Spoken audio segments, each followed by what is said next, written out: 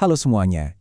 Coba deh kalian bayangin, kalian lagi ada di sebuah ruangan yang penuh banget sama ketegangan, harapan, dan tekad yang benar-benar membara. Nah, di pembahasan kita kali ini, saya nggak akan ngajak kalian sekedar ngebaca buku teks sejarah yang mungkin kadang kerasa membosankan. Enggak, kita bakal bedah tuntas sebuah kisah super dramatis tentang gimana para tokoh kita menyelesaikan konflik, beradu gagasan, dan gimana sebuah bangsa yang majemuk banget ini bisa lahir dari sebuah titik krisis yang luar biasa. Yuk, kita mulai bedah materinya.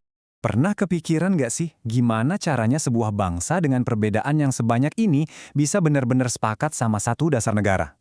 Maksud saya, Indonesia itu kan isinya ribuan pulau, ratusan suku, agama yang beda-beda, dan pandangan politik yang saling nabrak satu sama lain. Jujur aja nih, kalau kita ngumpulin puluhan orang dengan latar belakang seberbeda itu hari ini, sekedar milih mau makan siang di mana aja pasti udah jadi perdebatan panjang kan? Tapi, para pendiri bangsa kita dulu ngadepin tugas yang jauh-jauh lebih monumental. Mereka harus nyari satu dasar negara yang bakal ngikat jutaan orang selamanya.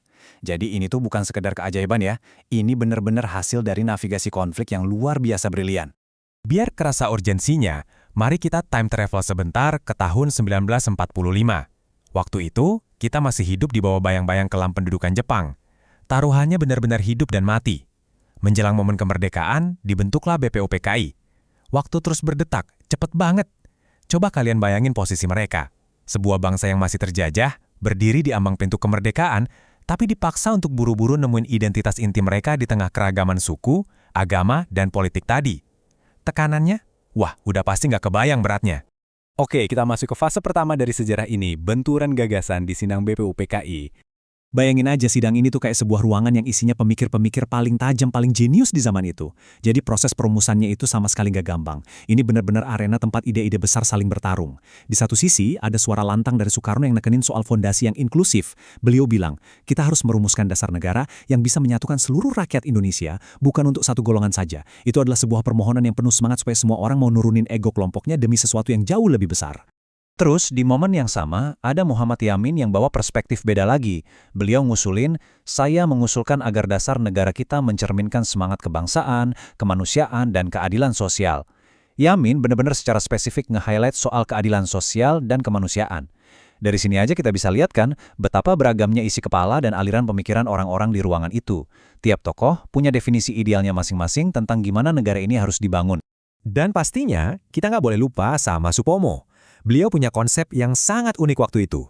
Beliau nekenin, negara yang kita bentuk harus bersifat integralistik, di mana persatuan bangsa menjadi hal utama. Ketiga pemikiran besar tadi jadi bukti nyata kalau perbedaan pandangan waktu itu emang beneran tajam, nyata, dan penuh semangat juang.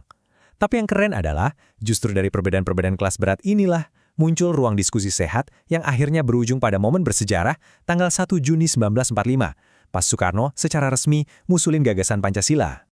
Nah, sekarang alurnya makin tegang. Kita masuk ke ujian terbesar mereka, Piagam Jakarta.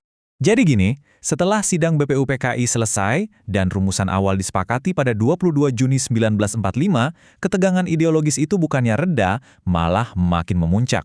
Di satu sisi, perwakilan golongan Islam punya keinginan yang sangat kuat untuk mastiin adanya keadilan lewat aturan yang lebih spesifik bagi umatnya di dalam Piagam Jakarta. Tapi di sisi lain, perwakilan nasionalis punya fokus yang beda. Mereka benar-benar nyari jalan tengah yang mutlak demi ngejaga persatuan bangsa secara keseluruhan. Ini tuh benturan yang sangat klasik, antara keinginan ngebangun identitas spesifik berhadapan sama tuntutan untuk nyatuin semuanya secara absolut. Nah, di detik-detik krisis inilah kedewasaan bernegara mereka benar-benar diuji sampai batas maksimal. Muhammad Hatta akhirnya maju buat ngambil tindakan krusial. Lewat intervensinya, beliau bilang, demi persatuan bangsa, sila pertama dalam Piagam Jakarta perlu disesuaikan agar dapat diterima seluruh daerah Indonesia. Bayangin deh situasinya.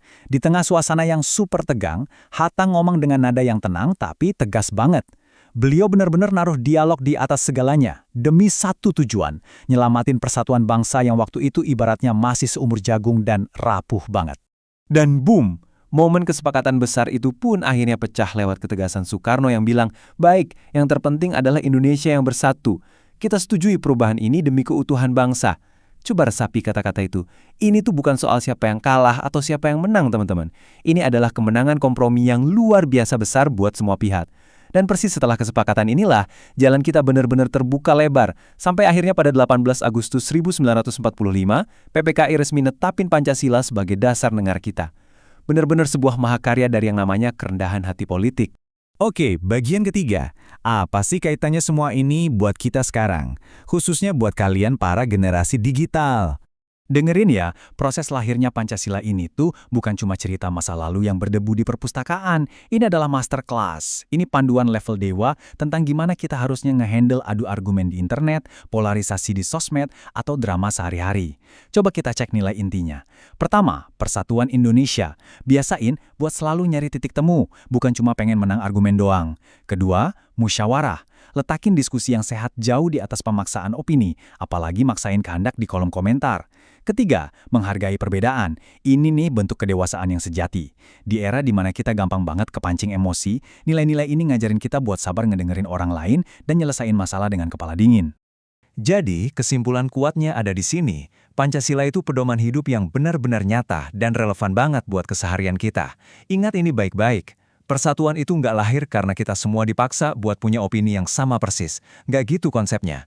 Persatuan kita itu justru datang dari kemampuan yang udah susah payah diwariskan sama pendiri bangsa kita, yaitu kemampuan buat menghargai dan ngelola perbedaan itu sendiri.